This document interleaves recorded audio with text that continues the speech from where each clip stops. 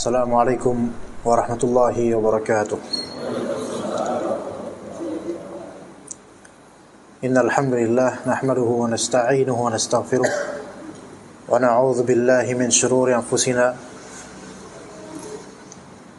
wa min sayyiati a'malina may yahdihillahu fala mudilla lahu wa may yudlil fala hadiya lahu. Asyhadu an la ilaha illallah wahdahu la syarika lahu wa asyhadu anna Muhammadan 'abduhu wa rasuluhu la nabiyya ba'dah. Qala Allah Ta'ala fi kitabihil karim, ya ayyuhalladzina amanu ittaqullaha, jazakallahu khair, ittaqullaha haqqa tuqatih wa la tamutunna illa wa antum muslimun. Ya ayyuhan nasu ittaqu rabbakum alladzi khalaqakum min nafsin wahidah wa khalaqa minha zawjaha وبث منهما رجالا كثيرا ونساء واتقوا الله الذي تساءلون به والأرحام إن الله كان عليكم رقيبا. يا أيها الذين آمنوا اتقوا الله وقولوا قولا سديدا يصلح لكم أعمالكم ويغفر لكم ذنوبكم ومن يطيع الله ورسوله فقد فاز فوزا عظيما. فإن أصدق الحديث كتاب الله وخير الهدي هدي محمد صلى الله عليه وسلم وشر الأمور محدثاتها وكل محدثة بدعة وكل بدعة ضلالة وكل ضلالة في النار. أما بعد, ikhwan dan akhwat rahimani wa rahimakumullah, kembali kita lanjutkan kajian kitab syarah kitab Tauhid yang merupakan buah karya Ustaz Firanda Dirja hafizahullah ta'ala. Yang kali ini pembahasan kita masuk ke bab yang baru, di bab keempat, yaitu bab ad-du'ai ila syahadati an la ilaha illallah, yaitu bab dakwah kepada kalimat syahadat la ilaha illallah. Ya, bab keempat dari kitab At-Tauhid yang di dalamnya ada satu ayat dan juga beberapa hadis berkenaan dengan kesimpulan bahwasanya dakwah yang sesuai dengan dakwah Rasulullah SAW dan para Rasul lainnya adalah dakwah yang mengajak pemurnian akidah dan tauhid. Pemurnian akidah dan tauhid. Adapun kalau sebagaimana tanggapan atau anggapan bagi sebagian firqah atau kelompok dalam Islam, dalam kaum muslimin, ketika mereka ditanyakan kira-kira apa porsi utama yang harus menjadi keutamaan atau unggulan dari dakwah Islam, sebagian firqah atau kelompok mengatakan bahwasanya kita harus lebih memporsikan masalah ekonomi syariah, karena permasalahan terbesar dari bangsa ini adalah ekonomi syariah, permasalahan ekonomi, dari hutangnya, korupsinya, dan hukum-hukum yang berkaitan dengan itu. Itu sebagian firqah mengatakan seperti itu, sebagian golongan mengatakan seperti itu. Sebagian pihak dari kaum muslimin mengatakan bahwasanya lebih sekarang harus lebih ditegakkan adalah persatuan umat. Dan jawaban ini ambigu, persatuan umat dalam rangka apa? Nah itu. Baik. Persatuan yang penting bersatu dulu umat ini. Ini jawaban yang terlalu mujmal. Ya. Nah, mungkin sebagian jemaah sini ada yang masih menjawab seperti itu. Yang kita butuhkan sekarang apa? Persatuan umat. Baik. Persatuan umat dalam hal apa? Agama tentu. Baik, dalam hal agama. Sementara hal agama atau masalah agama itu sangat banyak, dari akidahnya, terutama tauhidnya dan seterusnya. Sehingga kalau memang kita mengatakan harus bersatu umat ini, yaitu harus bersatu di atas akidah yang benar, dan harus bersatu di atas sunnah Nabi SAW. Itu kalau memang kita akan, yang dibutuhkan umat ini adalah bersatu, ya, taib, tapi bukan sebatas persatuan yang ambigu. Yang apa maksud dari persatuan itu? Yaitu bersatu di atas tauhid yang benar, la ilaha illallah, dan bersatu di atas sunnah Nabi SAW, Muhammad Rasulullah. Asyhadu an la ilaha illallah wa asyhadu anna Muhammad Rasulullah.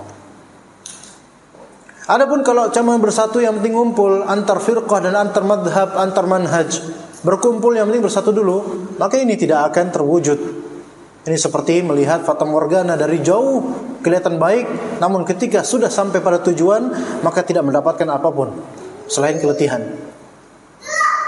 Maka persatuan yang seperti apa yang diinginkan? Betul, kita semua ingin ukhuwah Islamiyah, kemudian ittihad, bersatu, melawan orang kafir. Tapi sampai kapan kita bisa bersatu kalau ternyata amal ibadah kita itu masih banyak perbedaan dan banyak menyelisihi sunnah. Bahkan lebih-lebih dalam masalah akidah dan juga tauhid, terutama tauhid uluhiyah, masih banyak yang berkalutan dengan kesyirikan. Maka bagaimana Allah Subhanahu wa taala akan memberikan rewardnya dan pahalanya dan ganjarannya kalau ternyata kita mengharapkan persatuan yang tidak pada semestinya. Maka ada yang mengatakan persatuan kaum muslimin, baik. Kalau bersatu cuma ngumpul-ngumpul dengan adanya common sense dalam masalah politik, maka ini persatuan yang sementara saja. Karena ada common enemy, pada waktunya akan bercerai-berai dan akan membagi-bagi porsi untuk masing-masing firqah. Dan ini nyata jemaah sekalian, berulang-ulang. Yang banyak dari orang tidak mau mempelajari atau tidak mau belajar dari kenyataan bahwasanya persatuan yang hanya karena ada common sense, bukan karena tauhid dan bukan karena sunnah, melainkan karena ada kepentingan politik. Ada perbedaan dan gesekan koalisi dan seterusnya, maka itu hanyalah masalah duniawiyah. Namun kadang-kadang dibalut dengan diniyah, keagamaan. Bahkan masuk ke dalam podium-podium dan tersiarkan di toa-toa masjid bahkan. Yang mana pada hakikatnya itu bukanlah betul-betul masalah ilmiah, diniyah, syar'iyah, bukan. Tetapi masalah sensiyah, politikiyah, barlamaniyah dan semisalnya. Kalau mau jujur, ya. Jemaah sekalian rahimakumullah, juga sebagian ada yang mengatakan selain ekonomi, selain persatuan yang masih bersayap maknanya apa? Ada juga lainnya mengatakan bahwasanya kita ini untuk memajukan umat itu harus dari sektor akhlak. Dan ini sahih. Akhlak betul. Namun akhlak tanpa akidah yang benar, maka azab kubur dia bisa kena, keabadian di neraka juga bisa dia kena. Karena sebagian orang kufar mereka memiliki akhlak secara juz'i, secara parsial. Ada yang akhlaknya dermawan, ada beberapa orang yang keturunan Chinese misalnya, kafir, tetapi akhlaknya mulia dalam urusan membagi-bagi harta. Bahkan ada yang mewakafkan masjid, ada yang memberi maslahat untuk buka puasa kaum muslimin, ada akhlak mulia. Tapi akhlak mulia tanpa akidah yang benar, bagaimana bisa cukup? Enggak cukup.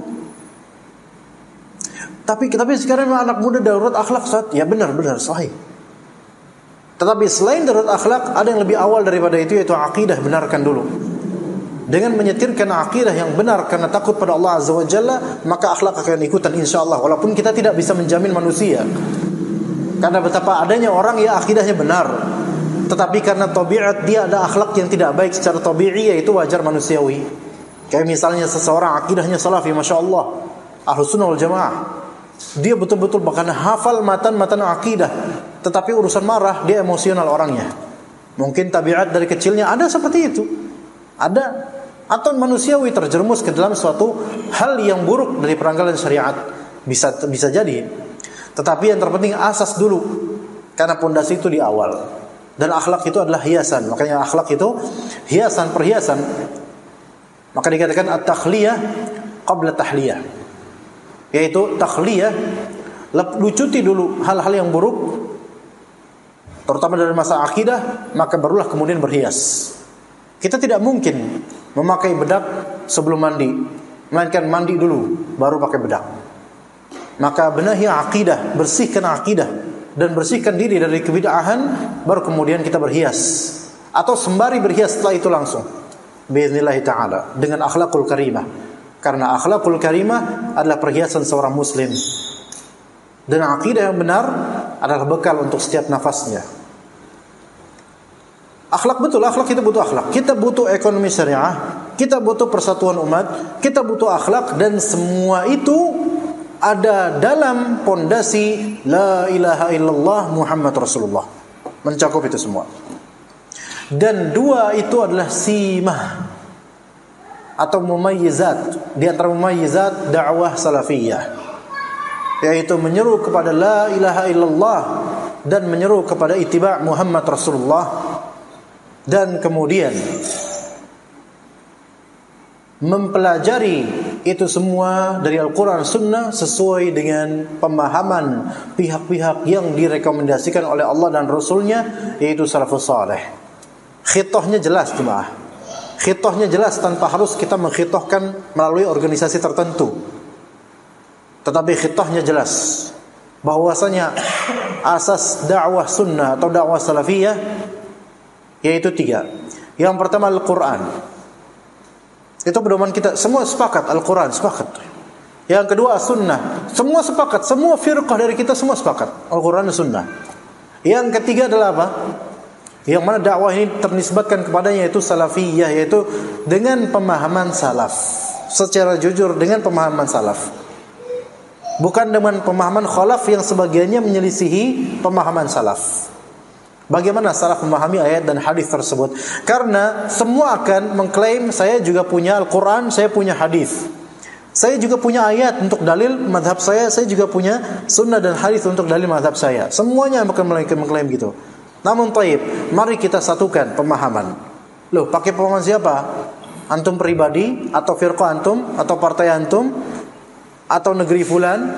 Enggak, kita pakai pemahaman yang coba kita satu padukan sesuai enggak dengan bagaimana perkataan salaf, atau jangan-jangan kita menyelisihi perkataan salaf. Jujur aja seperti itu. Kalau semua mau jujur, semua firqah seperti itu, maka kita bisa bersatu. Ini pemahaman salaf seperti ini. Tapi pemahaman salaf yang memang sanadnya benar di kitab-kitab akidah yang bersanad. Muskilahnya jemaah sekalian, di antara permasalahannya jemaah sekalian, kebanyakan kaum muslimin lebih doyan untuk melahap dan melalap kajian-kajian yang tidak sama sekali menukil dari kitab-kitab yang bersanad. Bahkan mungkin namanya kajian kitab, tapi isinya apa? Menghibahi fulan, menghibahi parlemen fulan, menghibahi presiden fulan, dan seterusnya. Mungkin namanya kajian kitab, mungkin kajian kitab ini misal tauhid, tapi isinya kemudian lihat tuh dan seterusnya. Seperti itu. Enggak sesuai dengan esensi apa yang ada di kitab dan maksud dari penulis. Enggak sesuai. Melainkan ini kesempatan untuk curhat mungkin da'inya dan semisalnya. Kesempatan. Karena meluap emosinya, enggak ada yang bisa ngomong sama istri capek sama anak, udah ngomong sama jemaah aja. Apalagi jemaah puas juga nih sama-sama punya common enemy. Maka ini bukan dakwah salafiyah yang seperti ini. Kita ingin mengislah agar orang kembali kepada la ilaha illallah Muhammad Rasulullah. Apa itu maksudnya? Kembali ke tauhid yang benar, kembali kepada manhaj nabawi, yaitu kepada sunnah Nabi SAW dalam seluruh amalan, dalam seluruh akidah di hati, dalam seluruh amalan lisan dan seluruh amalan anggota tubuh. Lillahi ta'ala, dan sesuai dengan petuah Nabi SAW dengan pemahaman salafus saleh. Jelas, khitahnya jelas. Itu asal yang kedua. Dasar yang pertama tadi Al-Quran, dasar yang kedua adalah sunnah Nabi, dasar yang ketiga adalah pemahamannya Al-Quran dan hadis ini sesuai dengan pemahamannya salafus saleh. Ini adalah al-usul ats-tsalatsah, tiga pondasi dakwah salafiyah. Jelas. Yang ketiga inilah yang menjadi pembeda. Karena semua firqah mengklaim Al-Quran, mengklaim as-sunnah. Taib, sama, alhamdulillah. Kita sepakat akan dua itu. Tetapi yang belum kita sepakati adalah khitah yang ketiga, asal yang ketiga, yaitu apa? Di sini pemahaman pakai pemahaman siapa? Oh enggak, ini pemahaman pakai pemahaman ormas saya. Ya khalas. Itu berarti mungkin pemahaman ormasmu. Tapi pemahaman ormas saya sesuaikan dulu pemahaman ormas Anda, apakah sesuai dengan sahabat Nabi dan para salafus saleh atau tidak? Kalau sesuai, alhamdulillah. Kalau tidak sesuai, tinggal pilih. Mau pakai orang yang di bangku terdepan yaitu salafus saleh, atau pakai kefanatikan Anda, silahkan. Tinggal pilih. Kalau menyelisihi salafus saleh ya, atau merasa ini kan ijtihad kami, salafus saleh ada sendiri, masya Allah, berarti antum masya Allah satu bangku dengan salafus saleh, sama-sama mujtahid, luar biasa. Tinggal pilih jemaah sekalian. Kemudian hal lainnya dari al-khitah atau khitah dakwah salafiyah yang tidak termaktub dalam piagam tertentu, tidak. tapi termaktub dalam kitab-kitab ulama, terpatrikan dalam amal-amal sunnah para ahli sunnah, yaitu mumayyizat, keutamaan-keutamaan atau hal-hal yang spesifik atau dasar-dasar yang menjadikan dakwah salafiyah ini mulai membuat banyak orang sadar akan pentingnya dakwah ini, pentingnya sunnah ini. Yaitu apa jemaah sekalian? Kembali kepada dua kalimat syahadat. Dan itu mumayyizat yang sejujurnya jemaah sekalian, kalau kita mau jujur, siapapun Anda yang hadir di majlis ini dari firqah manapun, Anda akan melihat yang paling betul-betul serius dalam memfokuskan untuk mendakwahi kembali kepada dua kalimat syahadat dan esensinya dan konsekuensinya adalah dakwah sunnah. Sekiranya saya adalah seorang dari firqah tertentu dari kaum muslimin dan melihat realita dan dengan kacamata realita yang terjadi di skenario dakwah di Indonesia maupun di luar negeri, maka akan saya katakan bahwa saya dakwah sunnah ini adalah yang paling betul-betul serius dan fokus dalam mengembalikan bagaimana kaum muslimin kembali kedua kalimat syahadat secara esensi dan hakikinya dan pengamalannya. Pertama, la ilaha illallah. Kedua, Muhammad Rasulullah. Bagaimana itu? La ilaha illallah. Ayo mari kita dakwahi kaum muslimin kembali kepada Allah Azza wa Jalla. Kembali bertauhid, memurnikan tauhid dan memberantas kesyirikan. Lihat sendiri jemaah sekalian. Sebut firqah atau golongan atau madhab atau ormas atau kumpulan yang setara fokusnya untuk memberantas kesyirikan dibandingkan dakwah ahlu sunnah wal jamaah. Ahlu sunnah wal jamaah versi beneran, bukan yang versi justru versi lain ya. Sebutkan. Lebih-lebih sebutkan golongan yang fokus di politik namun sekaligus fokus dalam memberantas kesyirikan. Sebutkan secara jujur dan Anda tidak bisa menyebutkan satupun darinya. Dengan fokus betul-betul dakwah anti syirik sekaligus dakwah di politik demokrasi, sebutkan satu saja. Satu orang saja, bukan satu firqah, satu orang saja yang menjadi betul-betul simbol dakwah anti syirik sekaligus pro demokrasi atau sekaligus berkecimpung di demokrasi. Sebut. Kalau ada, alhamdulillah, kita bersyukur dengan dakwahnya. Sebut. Karena sulit. Karena sulit jemaah sekalian. Harus pakai apa? Dakwah yang pertama yaitu kembali ke syahadat la ilaha illallah dan lihat kemudian dari orang-orang yang mendakwahkan sunnah atau menuju sunnah Nabi SAW, menuju tauhid, yang mungkin kemudian akan difitnahin terbelakang ini. Paling ngomongnya syirik doang, bid'ah doang, paling gitu-gitu doang. Iya, ngomongnya paling gitu-gitu doang. Tapi justru itu kan pangkal permasalahan kita jemaah sekalian. Pangkal permasalahan umat ini jemaah sekalian. Kebobrokan atas dan bawah ini sebabnya adalah tidak takut kepada Allah Azza wa Jalla. Sebabnya adalah menghambakan duit. Sebabnya adalah bukan menghambakan, menjadi hamba duit. Sebabnya adalah mendewakan atau hulu terhadap orang saleh atau hulu terhadap orang-orang yang dianggap pemimpinnya. Itu sebabnya. Dan itu menyelisih tauhid. Belum khurafat. Lihat permasalahan jutaan orang masuk bioskop demi melihat KKN Desa Penari. Tidakkah itu merusak generasi muda kita?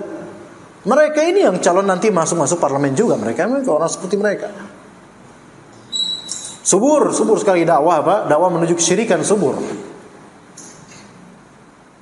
Maka kita kembali ke la ilaha illallah.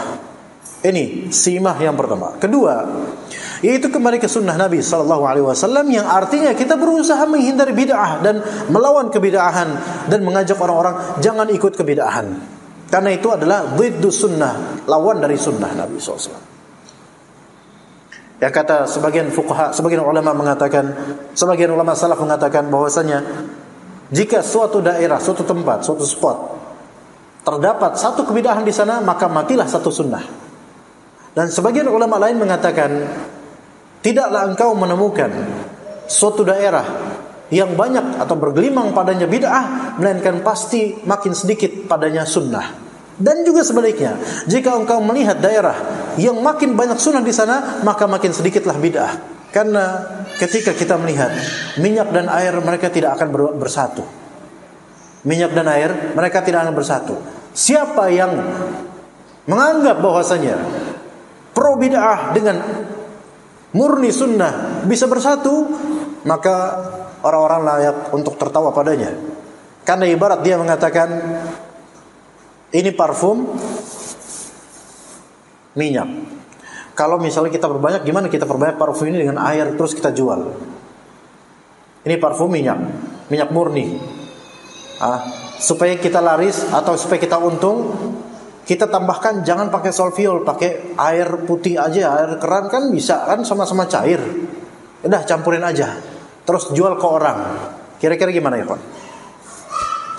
Ya ditertawakan sama orang-orang yang ngerti tentang hal ini. Kenapa? Karena minyak akan di atas dan air akan di bawah, akan kelihatan. Loh kok beda ini? Apa ini? Campuran air ya? Bagi orang-orang yang jahil, gak ngerti bahwa minyak dan air gak bisa bersatu, akan melakukan itu mungkin, atau berprinsip atau berpemahaman seperti itu. Tapi ketika kenyataannya kelihatan, loh ini kebodohan, ini bodoh, ini nipu tapi kok bodoh gitu.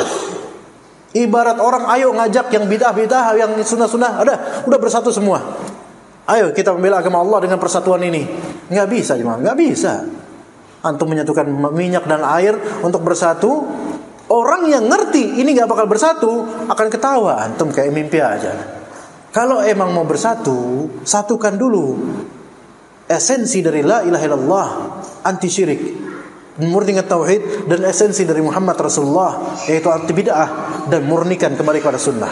Itu baru betul-betul kita satu hati insyaallah.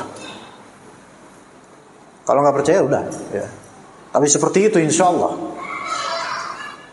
Kita lihat jemaah sekalian perselisihan di kalangan kaum muslimin. Dakwahnya kok beda-beda ini? Kok ini sama ini berantem? Memang betul di antara dakwah sunnah ada yang berantem. Ada, betul itu ada. Dan kita katakan kalau berantemnya betul-betul terus-menerus, maka kita katakan secara jujur ini pasti ada hawa nafsu di balik berantem, walaupun sama dai sunnah. Ini jujur kita katakan gini. Karena kita nggak ada keterikatan dari segi duniawi terhadap dai sunnah, nggak ada. Kalau ada dai sunnah berantem terus tuh, entah sampai kiamat, mungkin sampai mereka mati berantem terus, pasti ada hawa nafsu balik itu, entah dunia apa yang mereka inginkan. Tapi sesekali dai dengan dai kadang bergesekan. Habis itu ya khalas, maaf-maafan, ketemu lagi, salaman, cipika-cipiki, mungkin selesai urusan. Itu yang insyaallah menuju akhirat. Yang sebagaimana dikatakan oleh Ibnu Jauzi dalam kitab Allah musta'an. Ingatkan nama kitabnya ikhwan. Khawatir, astagfirullahaladzim. Ada yang ingat kitab Ibnu Jauzi namanya, astagfirullah, namanya lupa lah. Saidul Khatir, namanya Saidul Khatir kitabnya. Nama kitab Ibnu Jauzi ada namanya Saidul Khatir. Saidul Khatir, di antara kalimat yang beliau tulis di situ, aku dapatkan bahwa pertengkaran antara para dai, para juru dakwah, itu rata-rata adalah pertengkaran disebabkan duniawi. Ya, disebabkan duniawi. Seandainya mereka itu betul dai menuju akhirat, maka mereka tidak akan selamanya bertengkar seperti itu.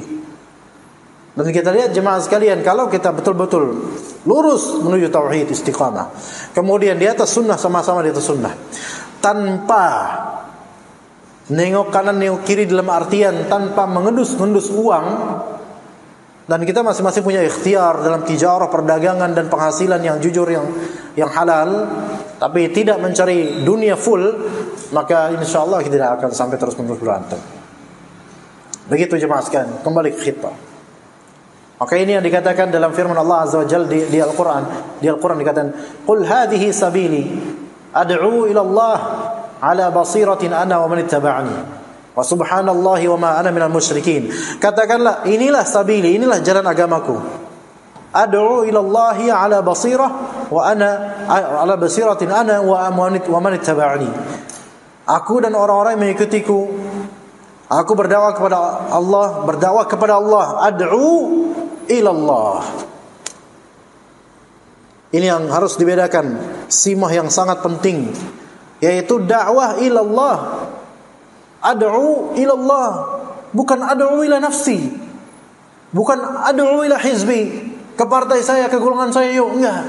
Wallahi jemaah sekalian, setelah kajian ini tak ada seorang pun dari antum yang ana ajak supaya antum ayo coba nge-like video saya. Enggak ada, sampai itu aja enggak saya ajak. Ayo antum ikut golongan saya. Enggak. Silakan antum ikut dengan yang benar sesuai sunnah Nabi SAW, dan itu akan menjadi pertanggungjawaban di akhirat nanti. Itu khalas, masing-masing khalas. Ya. Pokoknya setelah saya kajian jangan lupa pilih saya. Enggak ada kepentingan di situ kita. Nauzubillah min dzalik. Ad'u ila Allah. Yang kita inginkan dakwah, mengajak semuanya kembali kepada Allah Azza wa Jalla. Ala basirah, di atas basirah, yaitu hujjah yang nyata. Basirah di sini yaitu ilmu yang betul-betul bersumber dari Al-Qur'an dan As-Sunnah, dan juga sesuai dengan bagaimana pemahaman salaful ummah. Ala basirah, dengan basirah, bukan dengan reka-rekaan atau tafsiran yang sesuai dengan hawa nafsu dan keinginan pribadi atau keinginan sebagian masyarakat. Wa ma ana minal musyrikin, dan aku tidak termasuk orang-orang yang musyrik. Pendahuluan yang disebutkan oleh Ustaz Firanda hafizahullah di sini, setelah menjelaskan kewajiban untuk bertauhid, kemudian keutamaan tauhid, kemudian bahaya kesyirikan, yang dengan ketiga hal tersebut seseorang dapat memahamkan tauhid untuk dirinya, maka kali ini Syekh Muhammad bin Abdul Wahhab hendak mengingatkan bahwa tauhid belumlah sempurna tauhid seseorang sampai yang bertauhid ini coba mendakwahkan tauhid tersebut kepada orang lain, ajak. Terutama kata Allah Azza wa Jalla, wa anzir 'ashiratakal aqrabin, dan berikanlah peringatan kepada asyirah, kepada keluargamu yang terdekat, kepada orang-orang terdekatmu, ya, terutama keluarga di bawah atap rumah, anak dan istri terutama.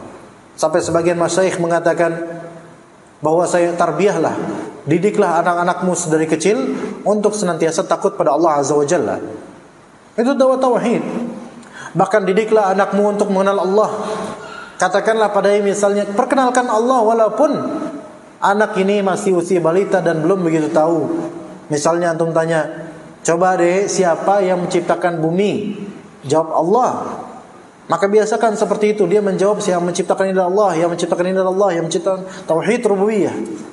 Kemudian tanamkan tauhid uluhiyah. Nah, kalau misalnya kita mau doa, mintanya sama siapa? Minta sama Allah. Tanamkan itu jemaah sekalian, dari kecil bahkan. Sesuai dengan fitrahnya. Jangan dari kecil kemudian diajak ke kuburan keramat, minta-minta ke wali yang ada di kuburan dari kecil tuh. Ntar gede mau jadi apa dia? Dedengkot musyrikin. Mau jadi apa? Saya ada driver yang merupakan orang awam, driver yang sangat awam ketika itu. Sekarang sudah tidak pernah beliau lagi karena agak ngebut ya. Beliau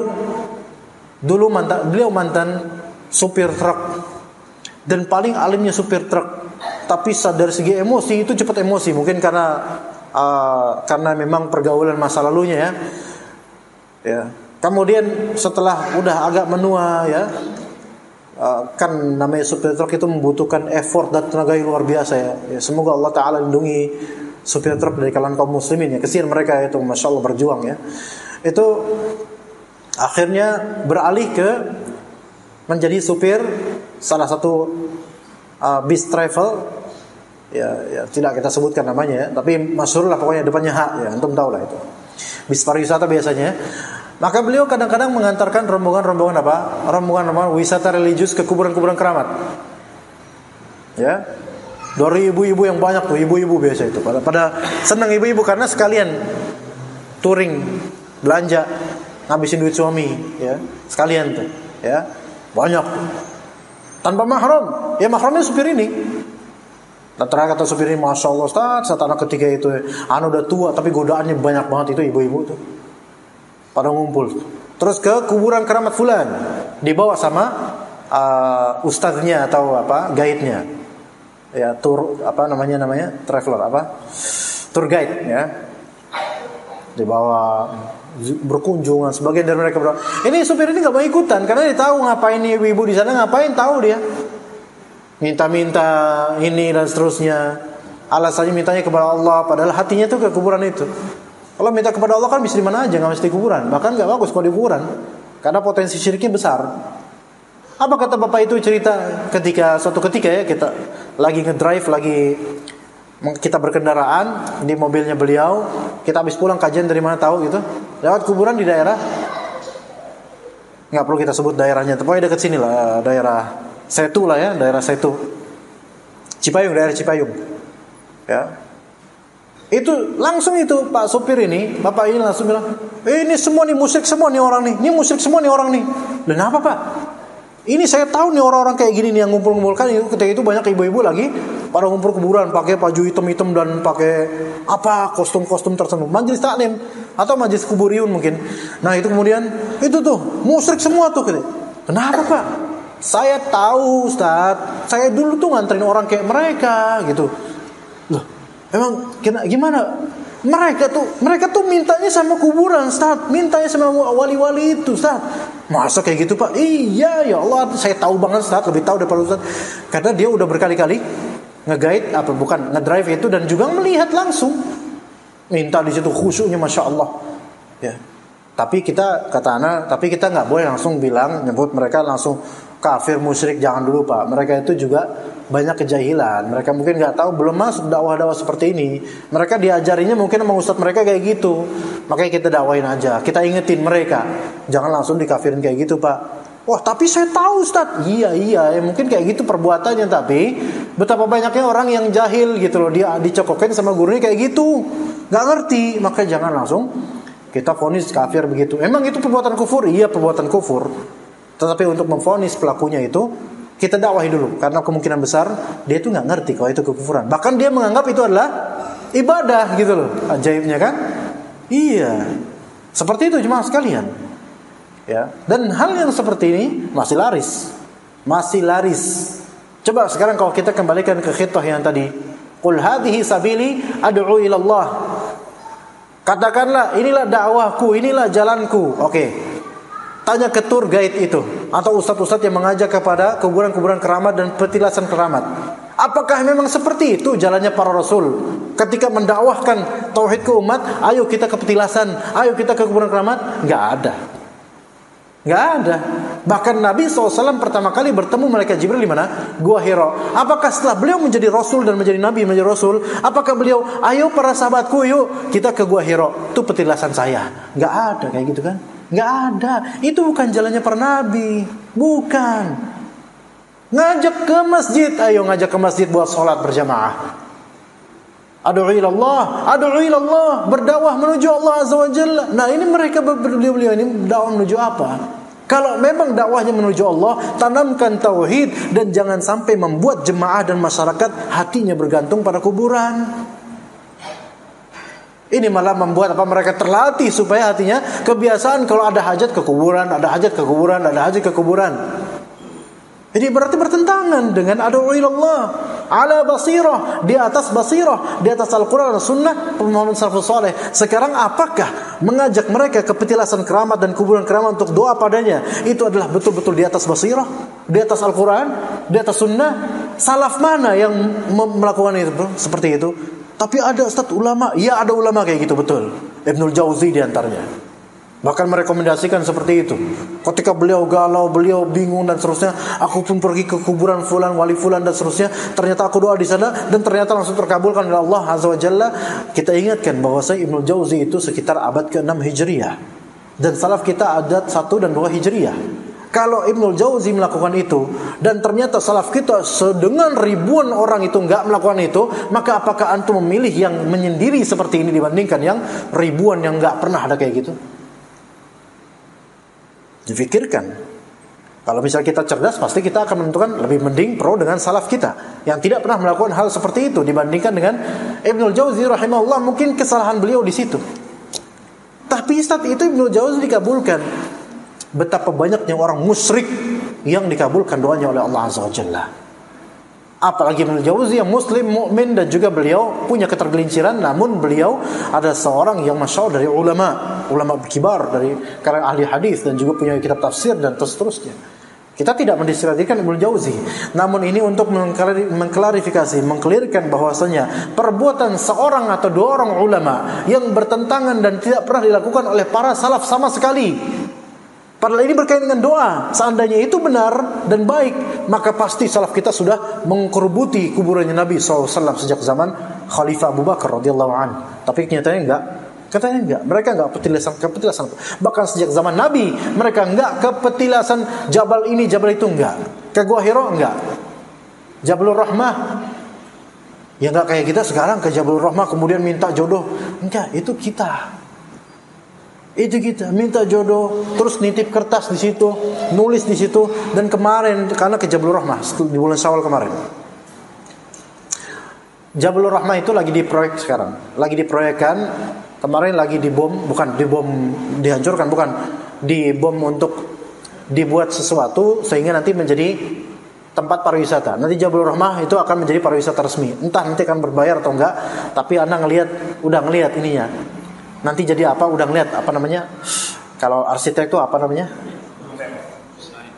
Desainnya tuh Masya Allah bagus banget. Anak khawatirnya bayar kalau sana. Anak khawatir nanti gitu. Ya kita kan biasa di sana bayar es krim doang. Nanti malah bayarnya bayar yang lain ya. Kan panas kan kita beli es krim kan berapa real itu. Ya. Azan. Nah itu udah kemarin ke sana. Lagi ada proyek gitu, pengembangan, pembaharuan untuk menjadi tempat pariwisata. Taib. Kita tahulah Jabalur Rahmah, banyak coret-coretan di sana. Anda tanya kepada petugas sana, orang-orang sana, pakai bahasa Arab. Di sini banyak khurafatnya. Masya Allah di sini miliun kata dia. Berapa miliun itu? Jutaan khurafat di sini. Huna sihir kathir. Di sini sihir banyak. Sihir maksudnya pelet dan semisalnya banyak. Kadang orang Indonesia datang ke situ buat apa? Buat melet. Bukan melet gitu, buat melet orang. Buat melet, entah buat melet istrinya, buat melet istri orang, buat melet yang lain. Itu pikirannya kemana? Jauh-jauh umroh malah jadi musyrik kayak gitu. Na'udzubillah min dzalik. Dan itu bermadarat lagi meletnya. Ya. Supaya calonnya itu makin dekat sama dia pelet dari itu minta sama jin situ. Ya jin situ juga mikir, bro kata dia jin itu. Kita ini jin lokal, antum interlokal, roaming lah, nggak bisa. Nyampe di laut udah kehalang sama Iror Kidul gitu. Itu kok enggak ini dusta ya, ini enggak, ini bohong. Astagfirullahaladzim, enggak seperti itu ya, enggak. Tapi ala kulli hal enggak bakal bisa mengabulkan. Wallahi enggak bakal bisa syaitan itu mengabulkan Allah. Tapi itu terjadi, banyak sihir di sana. Nauzubillah min dzalik. Ya. Urusan cinta aja kayak gitu orang. Ya. Padahal yang menciptakan cinta itu Allah. Yang menciptakan jodoh itu Allah. Yang menentukan siapa jodohnya Allah. Lalu ngapain minta sama selain Allah? Ini kan masih harus di-resolve. Permasalahan ini masih harus difikskan. Banyak kalangan awam jemaah sekalian yang masih minta ayat-ayat untuk jodoh, atau baca ayat ini untuk magnificent, untuk sesuatu yang hajat dia, padahal tidak ada dalilnya untuk itu. Ada suatu ketika tempat permainan, kemudian ada seorang pemuda, waktu saya pesantren nanya ke saya, "Bang, mas, kamu kan santri?" "Oh iya, saya santri pesantren. Saya minta ini dong, ayat." Wah, Masya Allah, saya udah seneng tuh. Ini orang kayaknya mau belajar tahsin ini kayaknya, atau belajar Al-Quran gitu. Ayat, Masya Allah, ayat apa ya? Ayat buat ini loh, apa? Saya udah lama ini gak punya cewek ya. Ya, ayat yang buat jodoh tuh apa gitu? Kasih saya, biar saya baca terus. Saya bilang katanya, ya Al-Quran bukan buat itu, mas. Gak kayak gitu. Tuh ada yang seperti itu. Ada orang kemudian berpendapat, kalau misalnya saya, nih ibu hamil, bacain surat Maryam biar cantik nanti. Jangan salah baca surat Maryam. Ini gimana? Kalau dia baca 30 juz, kan ada Al-Baqarah, ada Al-Jin. Ntar jadi apa anaknya? Kan gak bisa kayak gitu caranya. Kalau emang gak ada dalilnya, jangan diperlakukan seperti itu Al-Quran. Iya. Maka kata Allah Azza wa Jalla, wal 'asr innal insana lafi khusr illa alladhina amanu wa 'amilus salihati wa tawassaw bil haqqi wa tawassaw bis sabr. Demi masa sungguh manusia berada dalam kerugian kecuali orang-orang beriman dan mengerjakan kebaikan, 'amilus salihat, serta saling menasihati untuk kebenaran dan saling menasihati untuk kesabaran. Dakwah secara umum adalah amalan yang sangat mulia, bahkan merupakan jihad fi sabilillah. Al-jihad. Jihad sekarang di antara jihad sekarang jihadul bayan. yaitu jihad dengan lisan, dengan menjelaskan, baik dengan tulisan atau dengan lisan, menjelaskan bahwa ini benar, ini salah, ini hak, ini batil. Ya begitu. Jemaah sekalian, kita hanya bisa sampai Isya saja ya. Mudah-mudahan kita bisa ketemu di waktu mendatang. Karena ba'da Isya kalau kita lanjut ya cukup panjang waktunya. Sampai sini aja insyaallah. Kita akan bertemu lagi. Kalau misal ada hak kalimat yang mungkin tidak menyenangkan, semoga Allah Ta'ala maafkan ana, dan semoga jemaah juga maafkan ana. Wa sallallahu ala nabiyina Muhammad wa ala alihi wa sahbihi ajma'in. Subhanakallahumma wa bihamdika asyhadu an la ilaha illa anta astaghfiruka wa atubu ilaik. Wassalamualaikum warahmatullahi wabarakatuh.